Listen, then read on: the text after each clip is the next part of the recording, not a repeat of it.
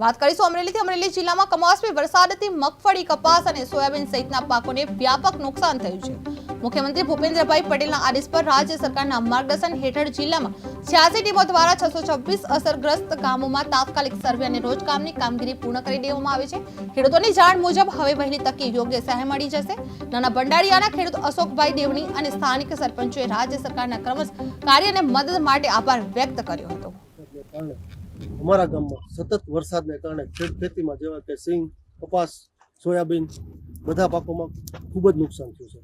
અમોએ તાત્કાલિક ભાઈશ્રી અમારા ધારાસભ્ય શ્રી કૌશિકભાઈ બેકરિયાને જાણ કરતા અમરેલી તાલુકાના ખેતીવાડી અધિકારી, તાલુકા પંચાયતના જિલ્લાના અધિકારીઓ તાત્કાલિક અમારા ગામમાં આવી ખેતીવાડીનો સંપૂર્ણ સર્વે પૂરો કરેલ છે।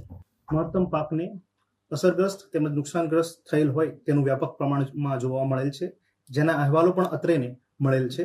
જે પરત્વે જિલ્લા વહીવટી તંત્ર દ્વારા તાત્કાલિક સર્વે ટીમોની રચના કરવામાં આવેલ અને જેમાં જે અન્વયે સરકારશ્રીની સૂચના અનુસાર ગામવાર રોજકામ તેમજ સર્વેની વિગતો તૈયાર કરી સ્થાનિક પદાધિકારી, ખેડૂત આગેવાનો સંપૂર્ણ પાક નિષ્ફળ થઈ ગયો।